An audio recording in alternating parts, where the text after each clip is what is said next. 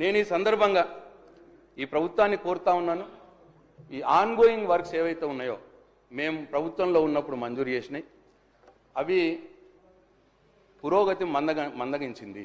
నేను నిన్న కూడా చెప్పిన పనులు ఆగిపోయినాయి, కొన్ని మెల్లగా నడుస్తున్నాయి. ఎందుకు అని అంటే కాంట్రాక్టర్స్ మాకు డబ్బులు ఇవ్వలేదండి, మేము ఎక్కడి నుంచి తేవాలా అని అంటున్నారు. కాబట్టి ప్రభుత్వాన్ని నేను కోరుతా ఉన్నా, డిమాండ్ కూడా చేస్తూ ఉన్నా, ఆన్గోయింగ్ వర్క్స్ పెండింగ్ బిల్స్ మీరు ఇవ్వండి, ఇచ్చి ఆ పాత వర్క్స్ని ముందుకు తీసుకుపోయే ప్రయత్నం చేయండి అని చెప్పి ప్రభుత్వాన్ని డిమాండ్ చేస్తూ ఉన్నా. అట్లనే కాంట్రాక్టర్లు సెక్రటరీలు ధర్నా చేసే పరిస్థితి రానియొద్దు అని చెప్పి నేను ఈ ప్రభుత్వానికి సూచిస్తూ ఉన్నా.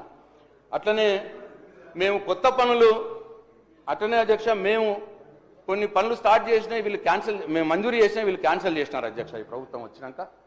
ఎందుకంటే ప్రజలకు చెప్పినాం, కానివ్వండి ఎలక్షన్లప్పుడే కానీ మేము ప్రజలకు చెప్పినాము, శంకుస్థాపనలు అయినాయి, కొబ్బరికాయలు కొట్టినాము. కాబట్టి ప్రజలు ఆశతో ఉన్నారు.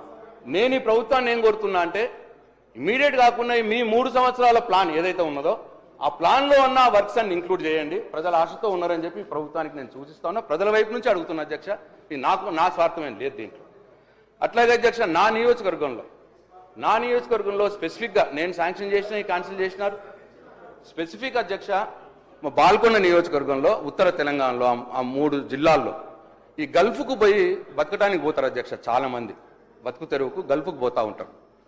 అయితే గల్ఫ్కు వాళ్ళు లేబర్గా పోతేనేమో తక్కువ పైసలు వస్తాయి. ఏదైనా పని నేర్చుకొని పోతే ఎలక్ట్రీషియనో ప్లంబరో పెయింటర్ ఏదైనా పని నేర్చుకొని పోతే ఒక 2 రూపాయలు ఎక్కువ వస్తాయి.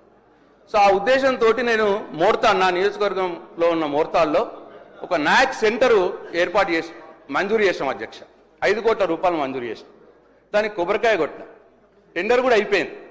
మరి మంత్రి గారు నా మీద కోపంతోనో ఏందో దాన్ని క్యాన్సిల్ చేసినారు అధ్యక్ష.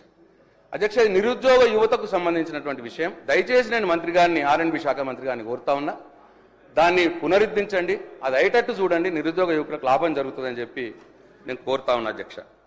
అట్లా 3 దగ్గరలో చేసాం అధ్యక్ష. మోర్తాడ్ ఒకటి, అట్లనే సిరిసిల్లలో ఒకటి, సూర్యాపేటలో ఒకటి. ఈ 3 కూడా చేయమనండి అధ్యక్ష. మంచిది, అది చిన్న 5 crores 10 crores ఉంటుంది. అవి నిరుద్యోగ యువకులకు పనికొస్తుందని చెప్పి నేను ఈ ప్రభుత్వాన్ని కోరుతా ఉన్నా అధ్యక్ష.